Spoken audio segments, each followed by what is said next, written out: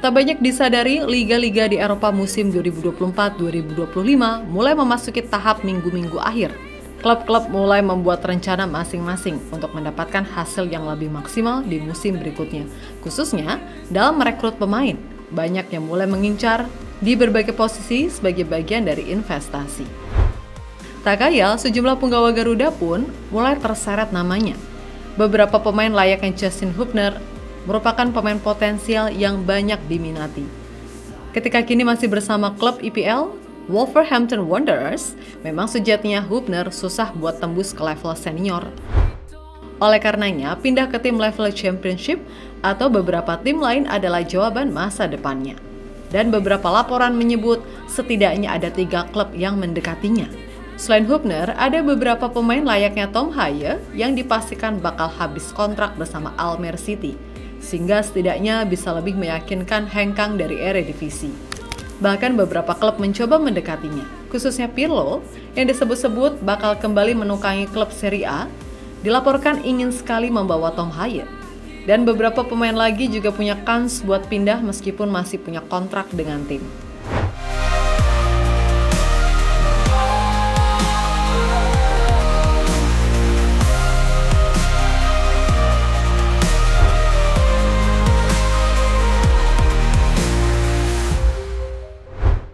Tidak bisa terbantahkan bahwa seiring dengan meningkatnya prestasi timnas Indonesia dalam beberapa tahun terakhir, perlahan tapi pasti atmosfer sepak bola pun ikut bergelora.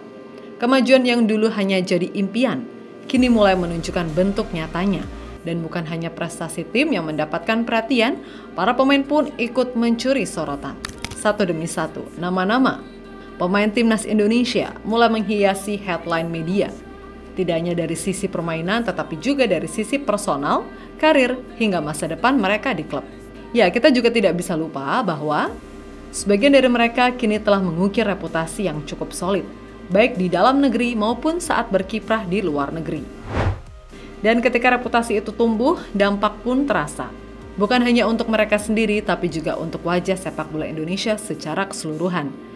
Salah satu dampak yang paling terasa adalah keterlibatan mereka dalam rumor-rumor panas bursa transfer. Hal yang sebelumnya terasa asing, kini mulai jadi pemandangan yang sangat dinantikan. Memang jika dibandingkan dengan gegap gempita transfer pemain-pemain bintang di Eropa, masih jauh, belum ada headline yang menyamai hebohnya saga transfer Mbappe dan Haaland. Tapi bagi publik tanah air, ini adalah kabar yang menyenangkan.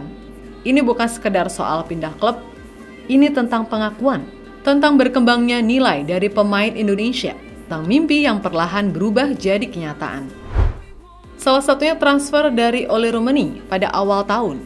Ia berpindah tak jauh dari romansa Indonesia ke klub Championship Oxford United yang merupakan tim bagian dari Erick Thohir. Perkembangan di klub baru adalah sesuatu yang diinginkan olehnya. Mimpinya sebagai penyerang, ingin lebih terbang tinggi sebagai pemain utama, bukan hanya pemain cadangan seperti saat di FC Utrecht. Sayang, musim pertama Ole tidak semudah itu. Ia beberapa kali memang sudah menjadi starter, namun belum maksimal. Pada laga terbaru saat Oxford United sedang dalam misi untuk menjauh dari zona degradasi divisi Championship, ternyata kembali terhambat setelah menelan kekalahan tipis 0-1 dari tim tamu Leeds United. Ole Roumanie baru masuk dari bangku cadangan pada menit ke-65, menggantikan Mark Harris saat Oxford sudah dalam kondisi tertinggal.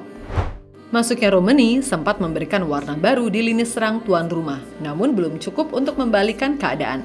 Oxford kesulitan menciptakan peluang berbahaya sepanjang laga, termasuk Ole belum menemukan posisi terbaiknya. Bahkan nih, perkembangan Ole sampai dipantau secara langsung oleh tim kepelatihan Timnas Indonesia, yang dihadiri oleh Patrick Kluivert, Danny Lanzat, dan beberapa asisten lain di tribun stadion. Mereka terpantau menyaksikan langsung laga tersebut bersama pemain timnas lainnya juga, Marcelino Ferdinand.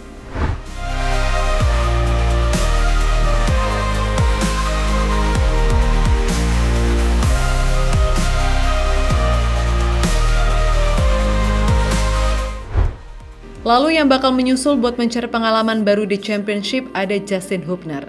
Ia sudah berada di level yang di atas tim U23 Wolverhampton, namun juga masih nanggung buat promosi di liga sekelas Premier League. Bahkan, ia sudah sering kali menjadi kapten utama klub. Di level timnas juga selalu menunjukkan level persaingan dengan bek berkelas macam Hilkers, Jay, dan lainnya. Sebagai bek preman secara aksi di atas lapangan, visi, misi, dan jiwa barbarnya, sebagai bek sudah tidak perlu diragukan lagi. Setiap tackle yang ia lakukan bukan sekedar untuk pertahanan, tetapi sebuah karya seni yang hidup. Bagi Justin Hubner, bertahan bukan hanya tentang menghentikan lawan, tapi soal membaca ritme, memahami ruang, dan menari di antara tekanan. Dan seni itulah yang dibawanya dalam setiap pertandingan. Namun, jangan sampai kita terkecoh di balik gaya bermainnya yang kadang meledak-ledak, tersimpan sebuah ketenangan, sebuah kecerdasan yang tidak semua mata bisa melihatnya. Hubner adalah representasi dari ball-playing defender sejati. Seorang bek yang tidak hanya tahu cara menghentikan serangan, tetapi juga tahu bagaimana memulai serangan dari kaki pertama. Ia punya umpan yang tak hanya akurat, tapi penuh maksud, penuh visi. Bola panjang yang ia kirimkan dari lini belakang kerap terasa seperti dikendalikan oleh remote. Tepat ke kaki kanan, tepat ke ruang kosong, tepat ke jantung pertahanan lawan. Kemampuannya dalam membaca permainan membuatnya bukan hanya palang pintu terakhir, tetapi juga arsitek awal dari setiap momentum yang timnya bangun.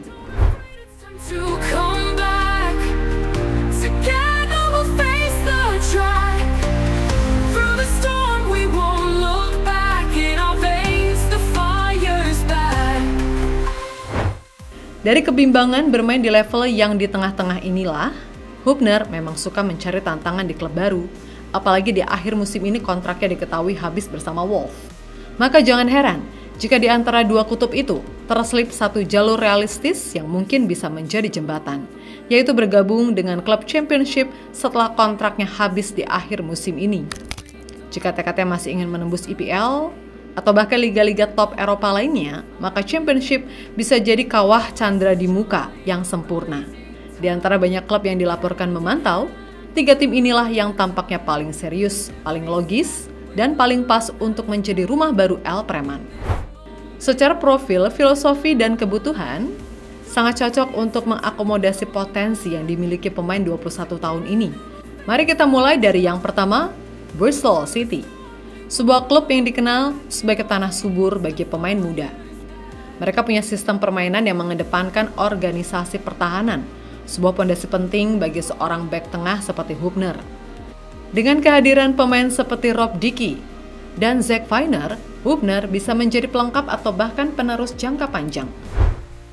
Gaya bermainnya yang agresif, duel-oriented, dan penuh determinasi akan sangat cocok dengan intensitas Championship yang menuntut konsistensi dan keteguhan fisik. Dan yang lebih penting di sini, ia bisa mendapatkan menit bermain reguler yang sangat ia butuhkan untuk berkembang. Lanjut ke opsi kedua, ada Norwich City. Klub ini bukan sekedar tim papan atas Championship. Mereka adalah klub yang telah berulang kali membuktikan diri mampu membina pemain muda dan membawa mereka ke level tertinggi. Norwich juga punya kebijakan fleksibel terhadap pemain dengan jadwal internasional yang padat. Sesuatu yang penting buat Hubner, yang kini rutin mendapatkan panggilan dari timnas Indonesia. Di Carrow Road, Hubner bisa bersaing dengan nama-nama seperti Shane Duffy atau Grant Hanley, yang secara usia mungkin sudah mulai bergeser dari peran inti karena tenaga nggak bisa bohong. Dan dengan gaya bermain Norwich yang mengedepankan penguasaan bola, aspek teknis Hubner akan terus diasah, dibentuk, dan dipoles menjadi senjata utama. Dan terakhir, kita bicara tentang Middlesbrough. Di bawah asuhan Michael Carrick, The Borough tampil dengan filosofi yang modern, elegan, dan progresif. Mereka membangun serangan dari belakang, memanfaatkan bek yang tidak hanya bisa bertahan, tetapi juga bisa berpikir, membaca ruang, dan mengalirkan bola.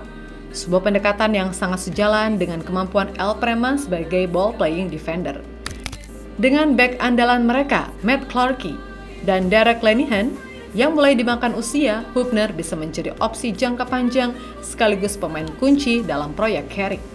Apalagi fleksibilitasnya untuk bermain sebagai bek kiri membuatnya semakin bernilai dalam formasi 3 bek yang kerap digunakan.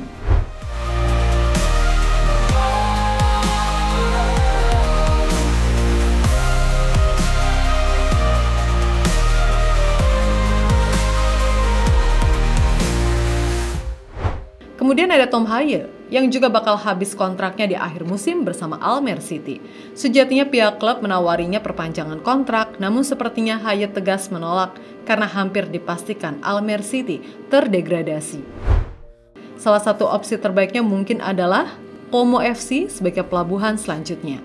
Namun selain Como, El Professor juga masih punya banyak kesempatan buat menjajah Liga Italia. Hanya saja sebuah kesempatan besar munculnya dari klub Serie B, Sampdoria. Hal ini berkaitan dengan Andrea Pirlo yang dilaporkan akan kembali melatih Sampdoria musim depan. Saat pertama kali Andrea Pirlo menginjakan kaki di Sampdoria, ia tidak datang ke sebuah klub yang sedang bersinar. Ia datang ke sebuah tim yang sedang runtuh. Musim 2023-2024 menjadi titik awal dari perjalanan barunya, bukan di Serie A yang gemerlap, melainkan di Serie B, bersama tim yang baru saja terdegradasi. Sampdoria kala itu sedang terluka, dan Pirlo diberikan tanggung jawab untuk menjadi penyembuhnya. Namun tugas itu tidak mudah, dan kepercayaan itu tidak bertahan lama. 3 pekan memasuki musim baru 2024-2025, dan akhirnya keputusan pahit pun diambil. Pirlo dipecat. Ironisnya, setelah kepergiannya, kondisi Sampdoria justru makin terperosok. Di bawah kepemimpinan Leonardo Semplici, Sampdoria tidak hanya gagal bangkit, tapi malah tenggelam lebih dalam ke zona merah klasemen. Akhirnya, Semplici pun disingkirkan. Dan manajemen kembali menatap ke arah yang familiar, Andrea Pirlo. Ya, sebuah kisah yang belum selesai kini berpotensi dimulai kembali. Sebuah babak kedua yang tengah dirajut perlahan. Harapan pun kembali disematkan bahwa dengan segala yang sudah ia pelajari, ia bisa memberikan dampak instan. Pirlo sendiri tidak menutup mata. Baginya, masalah Sampdoria bukan sekadar hasil buruk, tetapi ketimpangan di lini tengah. Kreativitas itulah yang hilang. Tanpa imajinasi dalam membangun serangan, para penyerang seolah dipaksa berperang tanpa senjata.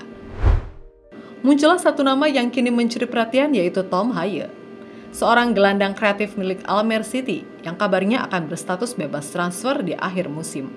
Menariknya, Italia bukanlah tanah asing bagi Tom. Pada 2018, ia sempat membela Lecce. Dan sejak itu, ia membawa serta pemahaman tentang sepak bola Italia di dalam dirinya. Media lokal, Leccezionale.it, bahkan pernah menyebutnya sebagai gelandang dengan kreativitas tingkat tinggi. Dan kini ketika namanya muncul kembali dalam radar klub-klub Italia, Pirlo pun disebut penasaran. Ada yang menyamakan gaya bermain Tom dengan Pirlo muda, elegan, cerdas, penuh visi, dan tahu kemana bola harus pergi sebelum ia menyentuhnya. Di Belanda, Tom Haye dijuluki The Professor. Dan secara statistik, gelandang timnas Indonesia ini memang layak dijuluki demikian. Dikutip dari Footy-Stats, musim ini Tom Haye tercatat udah melepaskan total 35 kipas di Eredivisie dengan tingkat akurasi 93%. Kemudian Tom juga tercatat telah melepaskan 112 umpan crossing atau umpan silang dengan tingkat akurasi mencapai 96%. Yang mana artinya meskipun Almere City sekarang dongkrok di papan bawah, tapi secara individu Tom Haye mampu menawarkan kualitas lebih yang dibutuhkan sebuah tim. Dan Italia menurut Tom sendiri adalah pelabuhan impiannya.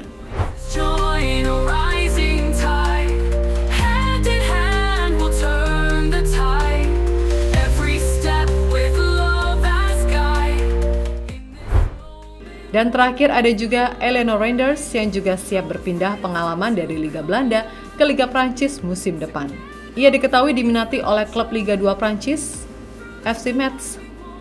Namun dengan Pax Waller, adik dari Tijani ini diketahui baru memperpanjang kontrak pada awal tahun, sehingga kemungkinan berpindahnya membutuhkan biaya transfer sebesar 9,65 juta euro.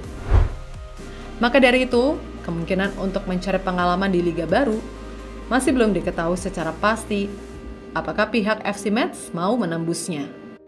Yang pasti, klub yang meminati Eliano sedang dalam ambang promosi ke Ligue 1, yang artinya bisa jadi Eliano bermain di Liga Utama Prancis musim depan.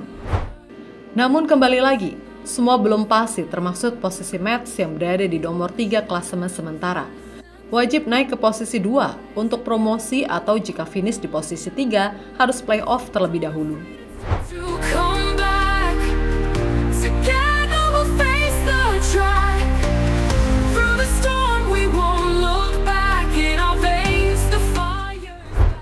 Mau bagaimanapun, pada akhirnya memang pemainlah yang menentukan. Mau tim atau siapapun yang membujuk. Kalau nggak srek ya gimana lagi?